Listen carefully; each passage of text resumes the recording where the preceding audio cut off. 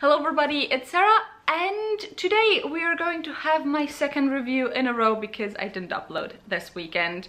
And it's not even my fault this time that I didn't upload this weekend. I just didn't find my SD card because I didn't put it back into my camera after I had exported all the files from it. So maybe it is my fault, but let's not talk about that. Today is another review day, and the review is going to be of the Broken Earth Trilogy by N.K. Jemisin. And yeah, I'm going to sit down and tell you my thoughts on this series. It's been a while in the works. I finished this series, I think, at the beginning of March. It is now the beginning, almost the middle of May. It's been 2 months since I read this, but I still have some thoughts that I want to share. Now, this is, as I have already said, a trilogy. The Broken Earth Trilogy consists of the first book, which is the 5th season, the second book, which is the Obelisk Gate, and the third book, which is the Stone Sky. And actually you can see that I have owned the first book for quite a bit longer than the other two, because the pages are yellowy rather than just creamy white.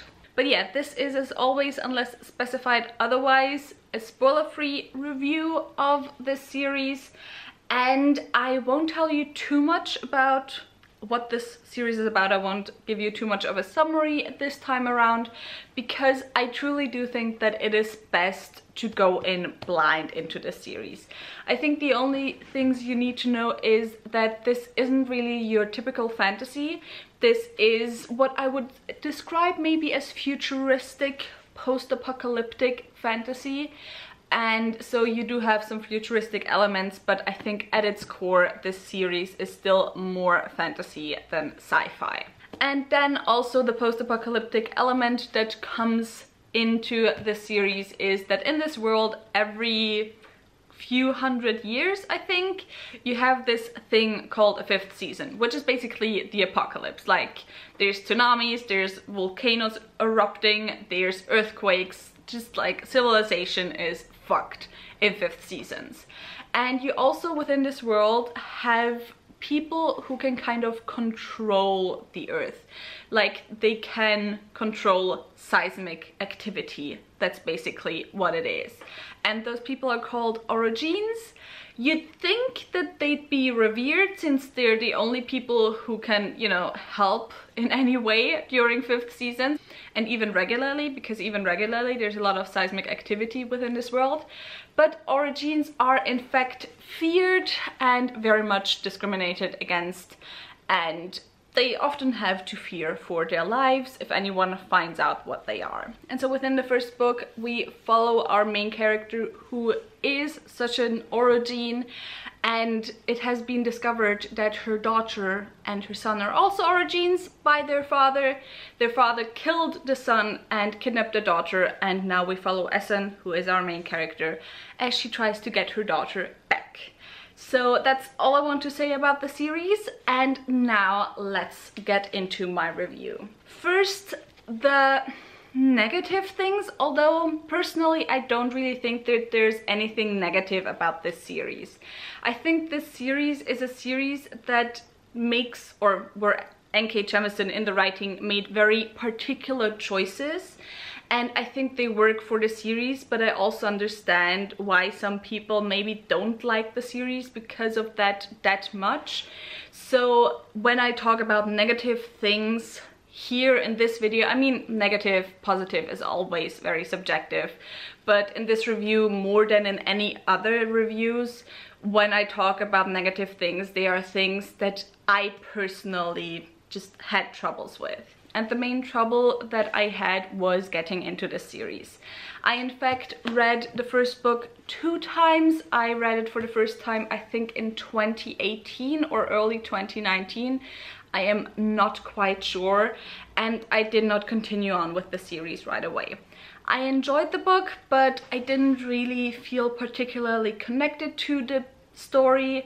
There were also some writing choices made on N.K. Jemisin's part, like, for example, one of the POVs in the first book is written in second perspective, so the narrator talks to you constantly, which I think can be hit or miss for some people, although personally I thought it was well done. And the main thing also was that the first book is really confusing. This is a fantasy series that does not hold your hand. It throws you into the story, it does not explain the world to you, and you just gotta deal with it. And because of that, it can be very confusing. But because of that also, I enjoyed it way more on the second reread, the first reread of the first book. I knew where the story was going already, and I could pick up the pieces a lot better along the way. So something I would suggest, and something that I've also heard from multiple other people who have read this series, is that if you read this book, if you do not feel inclined to continue on with the series right away, maybe just sit on the first book for a while and then reread it again and then continue on with the series, because I think honestly, even if you're just lukewarm on your first read of this book, as I was, I think it is definitely worth picking it up again and rereading it. I know we're not usually inclined to reread books that aren't favorites, but I think in this case it's definitely worth it. However, I had a second big negative, and that is that I felt like the plot and the story of the first book was completely let go in the second and third book. I mean, not completely, but we didn't focus on it as much anymore as I would have liked. And I think that's kind of normal a lot of times within fantasy stories. A lot of times in the first book you will focus on one character, you will focus on world building, you will focus maybe, you know, on building up the characters. And then within the second and third book, the world expands and the story expands and the stakes get bigger and so on. And that definitely was something that happened here. However, something that didn't happen here, which usually happens kind of if you have this type of first story is a little bit smaller than the continuing on of the series, is that a lot of times you will have a plot within the first book that is then finished after the first book, while also setting up the rest of the series. I don't know if that 100% makes sense, but I also talked about that a little bit in my review of The Unbroken, which very much has a story arc that is completed at the end of the first book.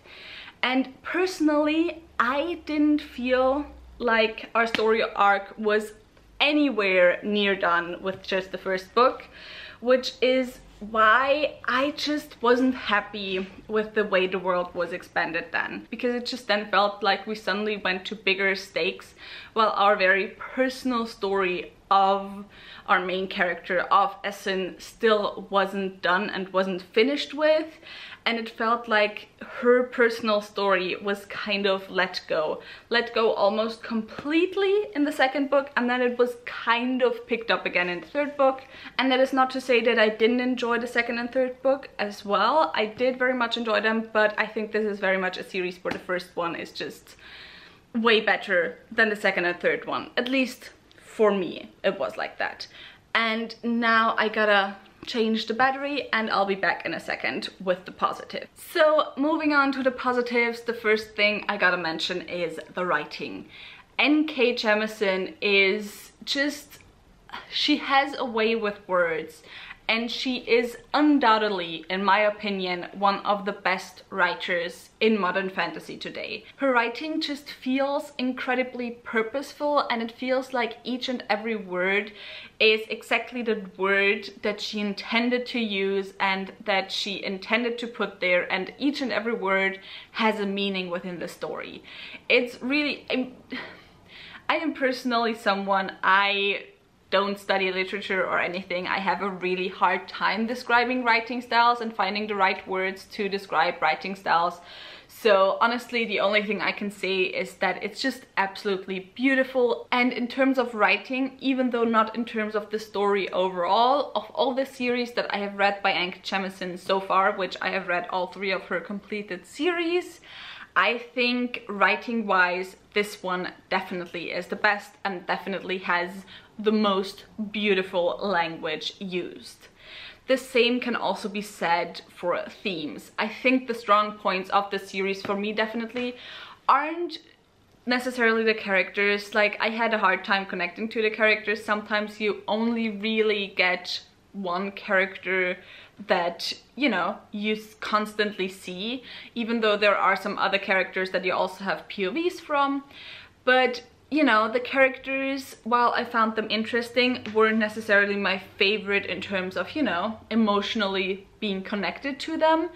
Even though, again, I found them interesting. I found Essen an incredibly interesting character who sometimes like feels like a very passive character and like everything is just happening to her, but at the same time I don't feel like passive is the right word to describe her. So yeah, while I think her characters are strong, I don't think characters are necessarily her strongest point within this series.